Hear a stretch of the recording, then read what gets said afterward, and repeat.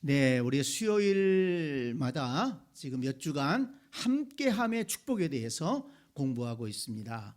신앙생활은 혼자 하는 게 아니라는 거예요. 신앙생활은, 복된 신앙생활은 함께 해야 한다는 것입니다.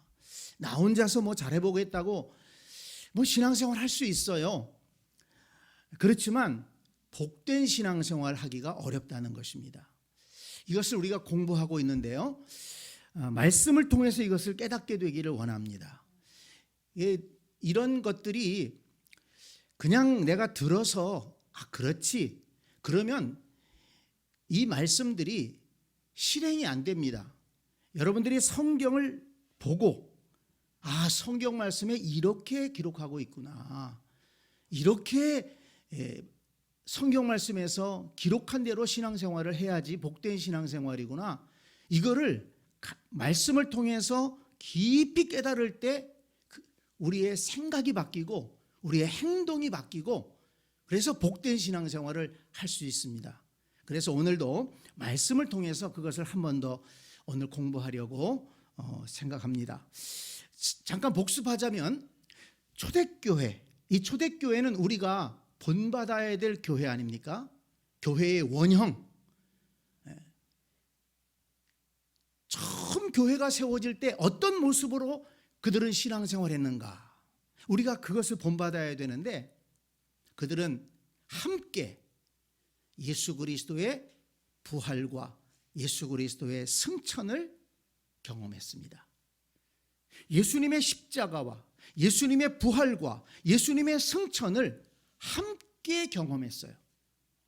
각자가 경험한 것이 아닙니다.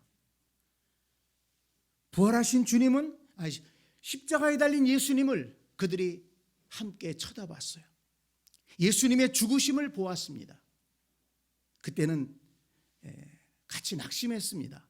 그런데 부활하신 주님께서 그들이 모여 있을 때 찾아오셨어요. 함께 부활의 주님을 만났습니다. 함께 부활의 감격을 나눴습니다. 그리고 그들 모두가 보는 가운데에서 예수님께서 감람산에서 하늘로 올리고 가셨습니다. 너희가 본 그대로 다시 오실 것이다. 함께 예수님의 승천을 경험했습니다. 그래서 이 초대교회는 함께 십자가를 경험하고 함께 부활을 경험하고 함께 승천을 경험한 성도들이 모여서 예배한 것이 초대교회가 된 것입니다. 그뿐만이 아니죠.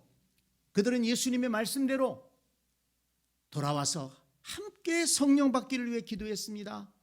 각자 흩어져서 기도한 게 아니에요. 함께 오로지 기도에 힘썼다 그랬습니다. 그리고 오순절이 되니까 함께 성령을 받았습니다. 성령 체험을 다 같이 하는 거예요, 그 모인 자리에서. 그리고 성령 체험을 한 그들이 나가서 복음을 전하는데 예루살렘 거리에 함께 나아가서 복음을 전했다고 했습니다. 그리고 또 그들은 모여서 전도한 다음에 다시 또 함께 모여서 기도했습니다. 그래서 하나님께서 그 기도하는 가운데 은혜와 또 은사와 능력을 부어주시고, 또 그들은 함께 나가서 복음을 전했습니다. 그리고 모든 성도들은 함께 모이기를 힘썼다고 했습니다. 날마다 마음을 같이하여 성전에 모이기를 힘쓰고, 성전에 모이기를 힘썼다. 성전에 모일 뿐만 아니라 또 집에서 떡을 떼며 기쁨과 순전한 마음으로 음식을 먹고 하나님을 찬미하며 그랬습니다. 성전에 모이기를 힘쓰고 또 집에서도 모이기를 힘써서 집에서 모여서 서로 또 음식을 해서 나눠 먹으면서 또 함께 영적으로 교제했다는 것입니다. 또 그러면서 또 어려운 사람이 있으면 정말 위에서 함께 기도해주고, 또 초대교회는 자기의 가진 것을 내놓고 서로 도우면서 그렇게 정말 한 형제 자매로서 그렇게 신앙생활을 했다는 것입니다. 그래서 그 아름답게 서로 교제하고 신앙생활하는 것을 보고 사람들이 칭찬하기 시작했습니다. 그리고 야, 나도 저 아름다운 공동체 속에 들어가면 좋겠다. 이런 마음을 가지고 사람들이 초대교회 안에 들어오기 시작했고, 그래서 성도들이 늘어났다. 이렇게 사도행전을 통해서 우리가 찾아볼 수가 있습니다. 이렇게 초대교회는 예수님의 십자가와 부활과 승천을 경험하고 함께 성령 받기를 위해서 기도하고 함께 성령 체험을 하고 또 함께 복음을 전하고 또 함께 모여서 예배하고 또 함께 집에서 또 서로 교제하고 떡을 떼고 이런 아름다운 신앙생활을 이어갔는데, 성경에 보니까 이 함께함의 은혜가 정말 중요한 포인트가 있습니다. 아주 좋은 약속이 있습니다. 그것이 무엇일까요? 오늘 우리가 읽은 말씀입니다. 요한계시록 7장 4절 그 이하에 나오는 말씀인데, 물론 요한계시록에 여러 군데 나옵니다만은 제가 가장 핵심적인 것을 찾은 것입니다. 다시 한번 요한계시록 7장을 보기 바랍니다. 4절은 내가 인침을 받은 자의 수를 들으니 이스라엘 자손의 각 지파 중에서 인침을 받은 자들이 14만 4천이라. 어린 양의 인침을 받아서 하나님 나라에 모인 사람들입니다. 그런데 그들이 14만 4천 명이라고 그랬어요. 지금도 14만 4천이라는 이 숫자를 가지고 사기치는 사람들이 많이 있죠. 그래서 우리 교회 와야지 14만 4천 명이 들어간다. 14만 4천 명이 차면은 주님이 재림하신다. 그러니까 14만 4천 명 안에 들어가기 위해서 우리 교회 와야 되고, 그리고 14만 4천 명 차면은 주님이 재림하실 거니까 이제 집 팔아서 바쳐라. 직장도 다니지 마라. 이제 와서 빨리 복음 전도하고 이제 하늘에 상급받기 위해서 온전히 신앙생활만 해라. 이렇게 사기치는 이단들이 지금 있잖아요. 그 누가 그런 데 따라갈까? 그런데 많이 따라갔잖아요. 신천지에서 이렇게 해가지고 재산을 모아서 그렇게 빌딩을 사고 그런 거예요. 하나님의 교회, 안상홍 증인에도 마찬가지입니다. 이 이단들은 그걸 강조해요. 14만 4천 명 이 숫자 가지고 얘기하는 사람들은 그 사기꾼이라고 보면 됩니다. 그러면 이 14만 4천 명은 어떻게 이해해야 됩니까? 이것은 상징적인 숫자예요. 모든 12지파, 이스라엘의 12지파 가운데 이렇게 택함을 받은 성도들. 그래서 이것은 구원받은 하나님의 백성을 상징하는 숫자이지 14만 4천 명만 모이면 된다. 14만 4천 명만 하나님 나라 간다.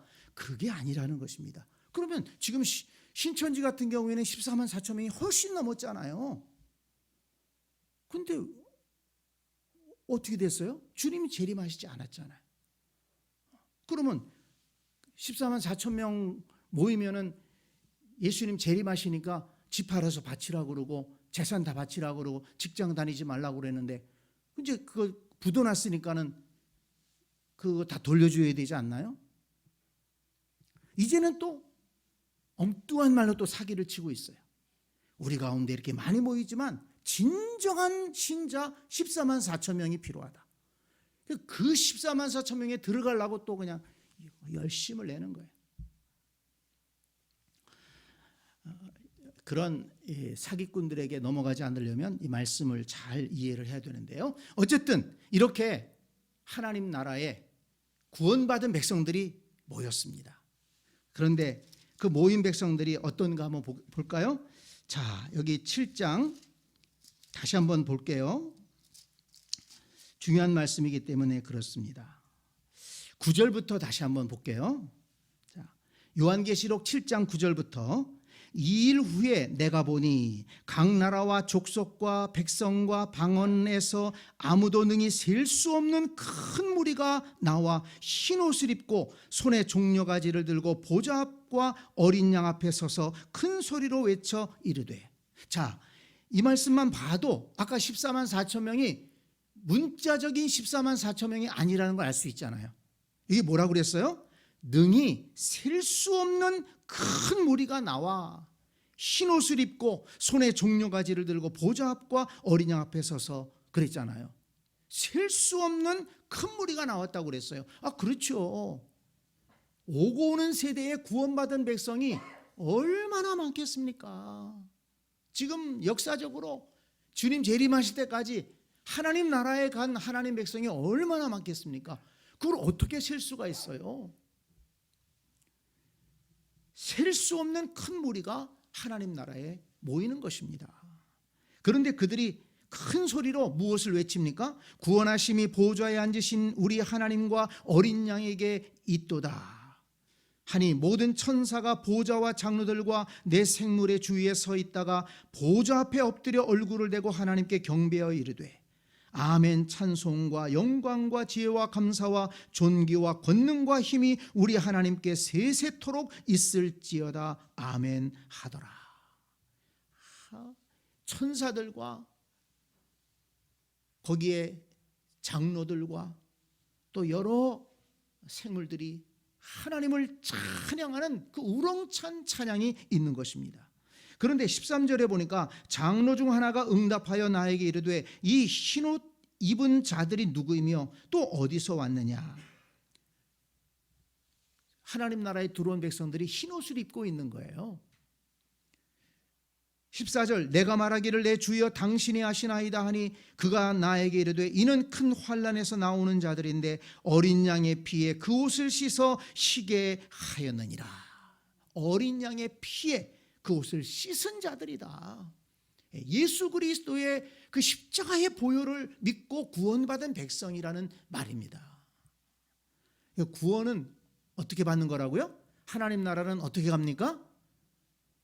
십자가의 예수 그리스도 그 보혈의 피를 믿고 그 보혈의 피로 씻음 받은 자들이 하나님 나라에 가는 것입니다. 15절 그러므로 그들이 하나님의 보좌 앞에 있고 또 그의 성전에서 밤낮 하나님을 섬김에 보좌에 앉으시니가 그들 위에 장막을 치시리니 그들이 다시는 줄이지도 아니하며 목마르지도 아니하고 해나 아무 뜨거운 기운에 상하지도 아니하리니 이는 보좌 가운데 계신 어린 양이 그들의 목자가 되사 생명수 샘으로 인도하시고 하나님께서 그들의 눈에서 모든 눈물을 씻어주실 것임이라. 아멘. 네, 흰옷을 입은 백성들이 하나님 나라에 모여서 하나님을 찬양하고 예배하는데 하나님께서 그들을 위로해 주시고 그들의 모든 눈물을 씻어 주시고 치료해 주시고 그래서 영광스러운 복된 하나님 나라에서의 삶을 살아간다는 것입니다. 자, 여러분, 우리가 이 땅에서 함께함의 신앙생활을 합니다. 함께함의 축복을 누리며 신앙생활하는데 이게 이 땅에서 끝나는 게 아니라는 거예요. 이 땅에서의 교회에서의 함께함의 신앙은 어디로 이어지는 것입니까? 하나님의 나라로 이어진다는 것입니다. 그 약속이 우리에게 있는 것입니다. 지금은 각 교회마다 다 이렇게 흩어져서 예배드리지만 모든 세계의 교회 성도들이 하나님 나라에는 다 모이는 것입니다. 그리고 그곳에서 함께 모여서 하나님을 직접 찬양하고 경배하고 하나님께서 그곳에 계심을 보게 되고 하나님의 모든 말씀과 위로와 축복을 누릴 수 있게 된다는 것입니다. 이것이 성경이 약속하는 우리 믿는 자들에게 약속하신 궁극적인 은혜와 축복이라는 것입니다. 그래서 우리가 이 땅에서 함께 신앙생활한다는 것은 그저 이 땅에서 잘 살아보자, 서로 화목하게 잘 지내보자 이 정도가 아니고 영원한 하나님 나라에서의 그 함께함의 영광과 축복을 지금 우리도 맛보자는 것입니다. 그래서 하나님 나라에까지 이어지는 이 예배 공동체, 예수 그리스도 공동체, 이 함께함의 축복을 우리가 누리면서 신앙생활을 해야 될 것입니다. 자, 그러면 이 성경에 보니까 그래서 신앙생활을 할 때 함께함의 은혜를 누리라고 강조하는 말씀이 참 많은데요. 그래서 성경을 찾아보니까 서로라는 말을 굉장히 많이 사용해서 성도들의 신앙을 권면하고 있는 것을 찾아볼 수가 있었습니다. 서로 이렇게 해라. 서로 이렇게 해라. 이런 말씀이 특히 신약 성경에 많이 나오는 거예요. 그래서 오늘 그걸 좀 찾아보려고 하는데요. 그걸 지금 다 찾아보면은 시간이 너무 많이 걸리기 때문에 제가 이제 좀 찬찬히 읽어드리겠습니다. 여러분들이 메모하실 분들은 메모하시고 또 메모가 어려우신 분들은 한번 잘 들어보세요. 아, 성경에서 이렇게 말씀하고 있구나. 이렇게 신앙생활하라고 말씀하고 있구나. 한번 이 성경 말씀을 잘 들으시기 바랍니다. 이건 제가 얘기하는 게 아니에요. 성경 말씀이 기록한 것을 제가 그대로 읽어드릴 겁니다. 먼저 마가복음 9장 50절에 보니까 너희 속에 소금을 두고 서로 화목하라. 한번 따라서 합니다. 서로 화목하라. 네, 서로 화목하라고 그랬어요. 근데 너희 속에 소금을 두고 서로 화목하라고 그랬어요. 왜 그럴까요? 소금이 무슨 역할을 합니까? 맛을 내고 그 다음에 또 상하지 않게 하지요. 네, 그렇습니다. 그래서 이 소금이라는 것은 그 당시에는 소금이 또 굉장히 귀했잖아요. 그 날씨가 더운 지역인데 이 이스라엘 팔레스타인 지역은 그러니까 음식 같은 것이 빨리 상하죠. 근데 소금이 있으면 상하지 않는 거예요. 그래서 서로 화목해라. 소금 언약이라고 했어요. 소금 약속이라는 말이 있습니다. 변하지 말자는 거예요. 변덕스럽지 않게 변하지 말고 서로 화목하게 지내라는 거예요. 그죠? 조금 좋을 때는 그냥 웃고 뭐 좋아하다가 뭐 조금 수틀리면 그냥 소리치고 다투고 싸우고 이러지 말고 변함없이 화목하게 지내라. 이런 말씀을 너희 속에 소금을 두고 서로 화목하라 말씀한 것입니다.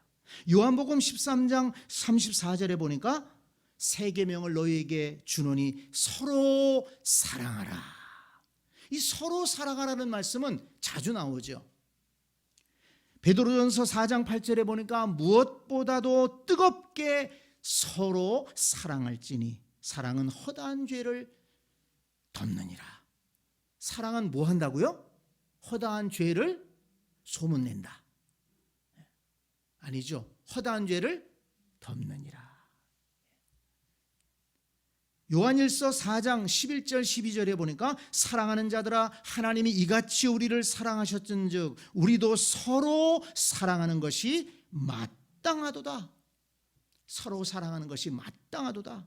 어느 때나 하나님을 본 사람이 없으되 만일 우리가 서로 사랑하면 하나님이 우리 안에 거하시고 그의 사랑이 우리 안에 온전히 이루어지느니라. 한번 따라서 합니다. 서로 사랑하라. 그 다음에 또 하나 로마서 12장 10절에 보니까 형제를 사랑하여 서로 우애하고 존경하기를 서로 먼저 하며 서로 우애하고 서로 존경하라고 그랬습니다. 그걸 먼저 하라고 그랬어요. 서로 먼저 하라. 로마서 12장 10절 말씀이었습니다. 한번 따라서 합니다. 서로 우애하라. 서로 존경하라.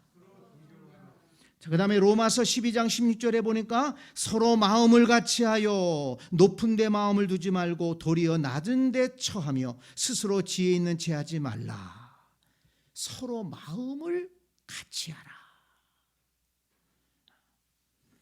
그 다음에 로마서 15장 7절 그러므로 그리스도께서 우리를 받아 하나님께 영광을 돌리심과 같이 너희도 서로 받으라. 한번 따라서 합니다. 서로 받으라. 서로 들이받으라가 아닙니다. 서로 들이받으라. 그게 아니고 용납하라. 받아주라는 거예요. 좀 그냥 넘어가 주라는 거예요. 조금 못마땅한 게 있어도 조금 좀 마음에 안 드는 게 있어도 실수하는 게 있어도 좀 받아주라는 거예요. 그냥 용납해주라.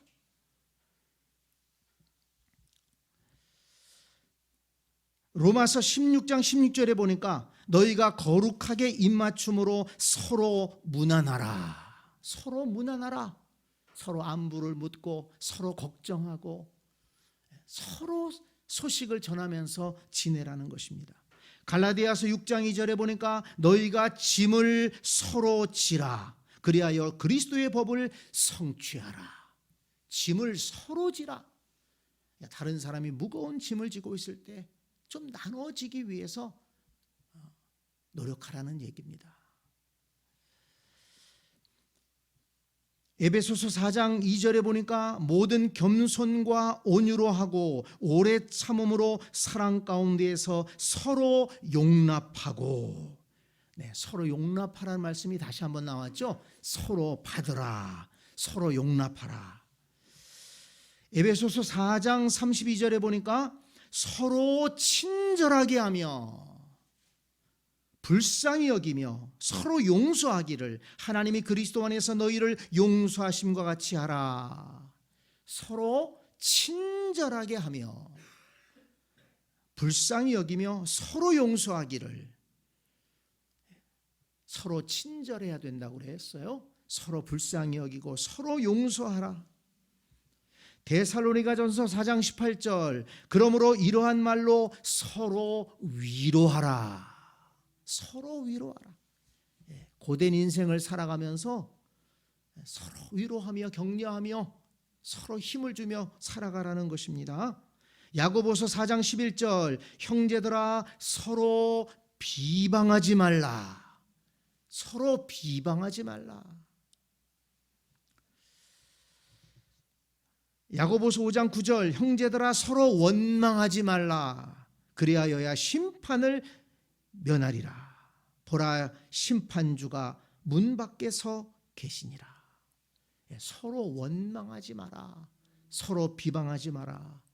야고보서에서 말씀해 줍니다. 그리고 야고보서 5장 16절을 보니까 그러므로 너희 죄를 서로 고백하며 병이 낫기를 위하여 서로 기도하라. 의인의 간구는 역사하는 힘이 큼이니라. 병든 형제자매가 있을 때 서로 기도해 주라는 것입니다. 의인의 기도는 역사함이 크다. 서로 기도해 주면 하나님께서 더 역사해 주신다. 응답해 주신다. 이렇게 약속해 주신 것입니다. 베드로전서 4장 9절 서로 대접하기를 원망 없이 하고, 서로 대접하기를 원망 없이 하고. 서로 대접하는데 왜 원망이 들어갈까? 내가 어떤 사람 대접했어요. 근데 그 사람은 나한테 대접을 안 하는 거야. 그러면 이제 원망이 나올 수 있죠. 아니 맨날 나만 밥 사나? 저도 한번 좀 사면 안 되나? 비싼 거 아니래도 좀 사지. 그럼 내가 여태까지 친절하게 대하면서 밥 사준 게 공이 다 없어지는 거예요. 그럼 내가 누구를 대접하려고 하면 절대 받으려고 하지 말고 순수한 마음으로 그냥 베푸는 마음으로, 그리고 베푼 거는 잊어버려라. 그래서 이 말씀을 이렇게 하신 것이 아닌가. 서로 대접하기를 원망 없이 하고. 베드로전서 4장 10절에 보니까 각각 은사를 받은 대로 하나님의 여러 가지 은혜를 맡은 선한 청지기 같이 서로 봉사하라. 서로 봉사하라. 서로 봉사하라. 서로 상대방의 영적인 유익을 위해서, 서로에게 도움을 주기 위해서 서로 봉사하라. 베드로전서 5장 5절 젊은 자들아 이와 같이 장로들에게 순종하고 다 서로 겸손으로 허리를 동이라. 하나님은 교만한 자를 대적하시되 겸손한 자들에게 은혜를 주시느니라. 서로 겸손하라고 그랬어요. 서로 겸손하라. 이 말 참 중요한 말씀입니다. 서로 겸손하라. 나이 어린 사람이 나이 든 사람에게만 겸손한 게 아니에요. 나이 든 사람도 나이 어린 사람에게 겸손해야 되네요. 어떤 상황이 서로 다를지라도 서로 겸손해야 되는 거예요. 서로. 히브리서 10장 24절 25절에 보니까 서로 돌아보아 사랑과 선행을 격려하며 모이기를 패하는 어떤 사람들의 습관과 같이 하지 말고 오직 권하여 그날이 가까움을 올수록 더욱 그리하자. 서로 돌아보라. 다른 사람의 신앙이 어떤가 서로 돌아보라는 거예요. 그래서 서로 권면해서 함께 모이기를 힘쓰자. 마지막 때가 되면 자꾸 안 모이려고 그럴 텐데 그러지 말고 서로 돌아보고 서로 권면해서 모이기를 힘쓰자. 이렇게 말씀한 것입니다. 모두 지금까지 17가지를 말씀드렸어요. 다 성경 말씀입니다. 서로 화목하라, 서로 사랑하라, 서로 우애하라, 서로 마음을 같이 하라, 서로 받으라, 서로 무난하라, 서로 짐을 지라, 서로 용납하라, 서로 친절하게 하며 서로 불쌍하게 여기며 서로 용서하라, 서로 위로하라, 서로 비방하지 말라, 서로 원망하지 말라, 서로 기도하라, 서로 대접하라, 서로 봉사하라, 서로 겸손하라, 서로 돌아보라. 여러분, 이렇게 우리가 신앙생활하면 얼마나 복된 신앙생활 하겠습니까? 얼마나 복된 교회를 세워갈 수 있겠습니까? 이렇게 주님께서 또 사도들이 이렇게 말씀한 것은 그렇지 못한 모습들이 많이 있기 때문입니다.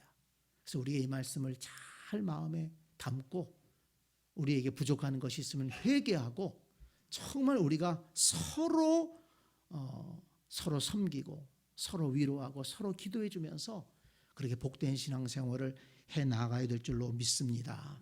정리하면 제가 이 말씀들을 쭉 보면서 우리가 함께 더불어 신앙생활해야 될 이유 큰 3가지를 제가 정리를 해봤습니다. 첫째는 뭐냐면 요한일서 4장 11절에 뭐라고 그랬습니까? 사랑하는 자들아 하나님이 이같이 우리를 사랑하셨은즉 우리도 서로 사랑하는 것이 마땅하도다.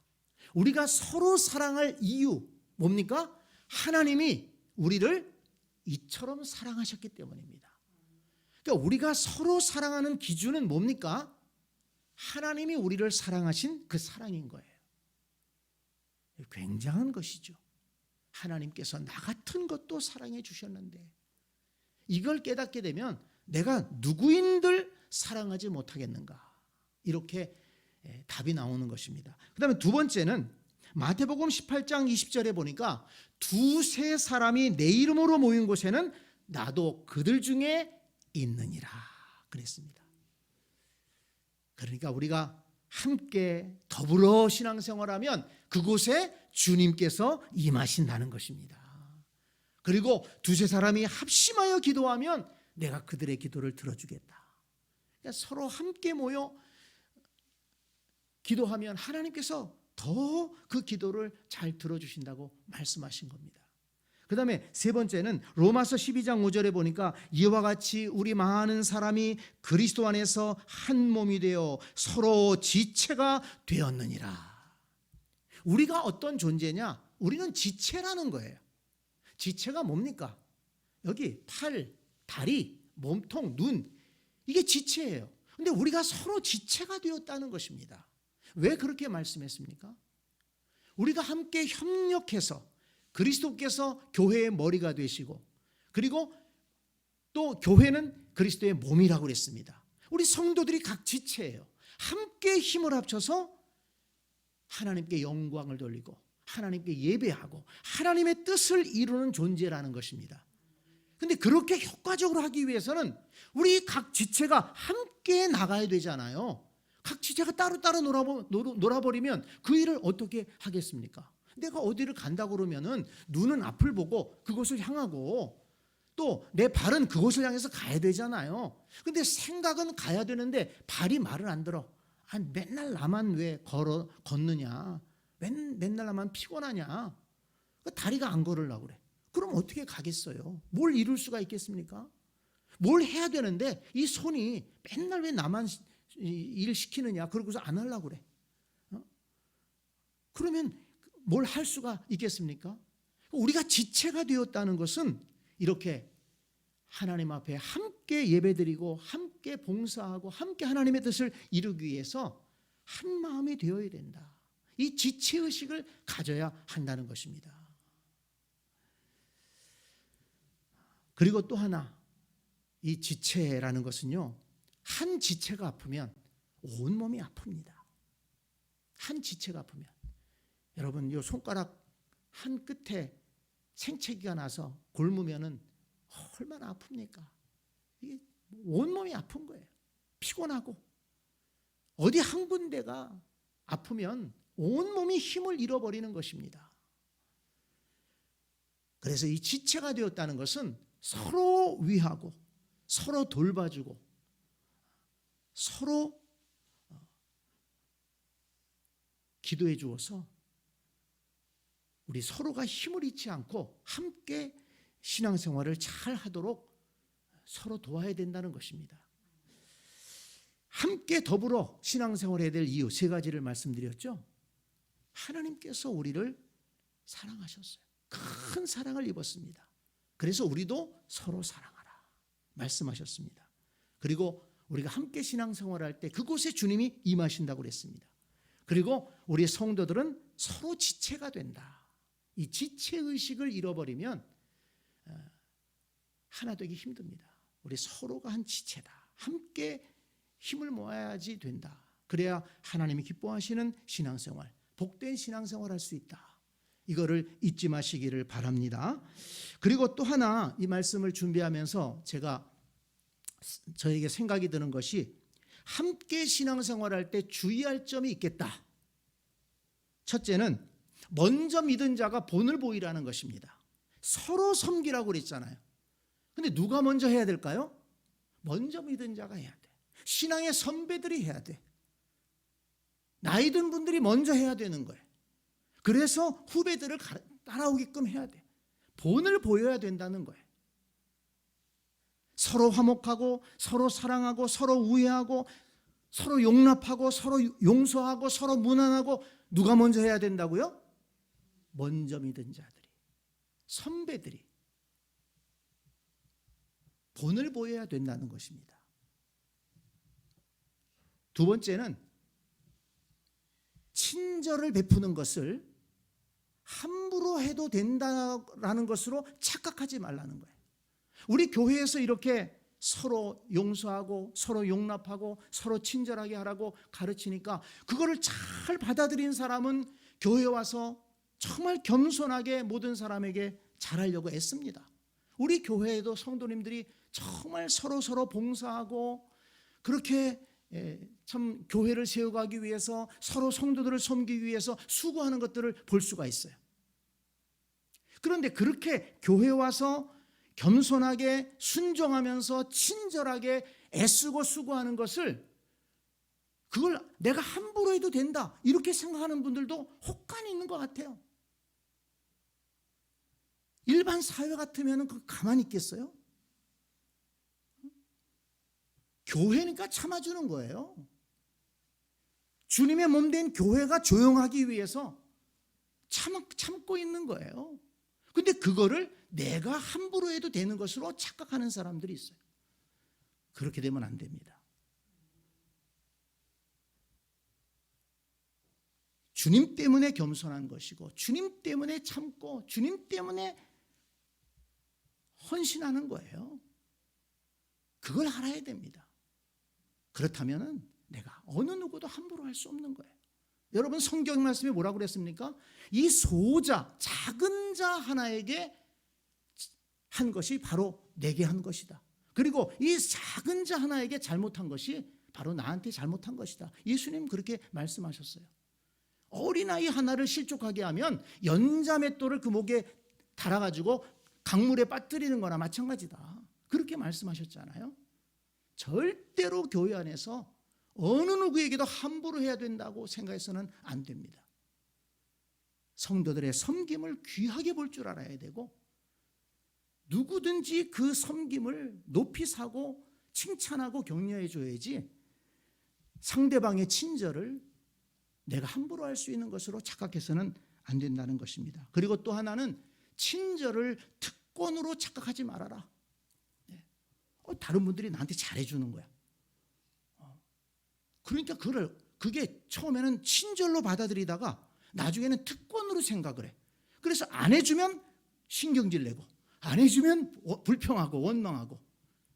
여러분, 친절은 친절을 잃은 거예요. 그건 감사해야 될 일이지, 하나부터 열까지 감사해야 될 일이지, 그게 특권이 되면 안 되는 거예요.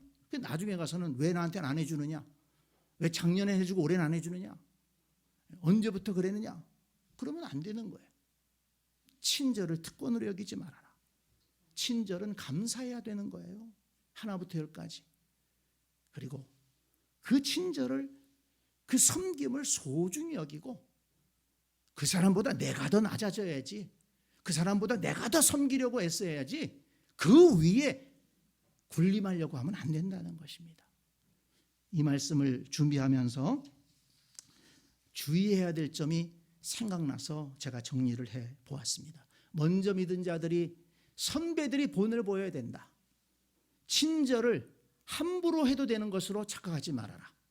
친절을 특권으로 착각하지 말아라. 착각하기 시작하면은 못 말리는 신앙생활합니다. 추하게 신앙생활합니다. 우리는 아까 말씀을 통해서 17가지 이렇게 쭉 살펴봤는데, 서로 화목하고, 서로 사랑하고, 서로 우애하고, 서로 무난하고, 서로 용납하고, 서로 친절하게 여기고, 서로 위로하고, 서로 기도해주고, 그렇게 신앙생활하면서 우리는 교회도 복된 교회, 화목한 교회를 세워가고, 또 그 속에서 우리 모두가 복된 신앙생활을 해야 될 줄로 믿습니다. 함께함의 축복을 누리는 우리 모든 새샘 가족들이 될 수 있기를 간절히 축원합니다. 아멘.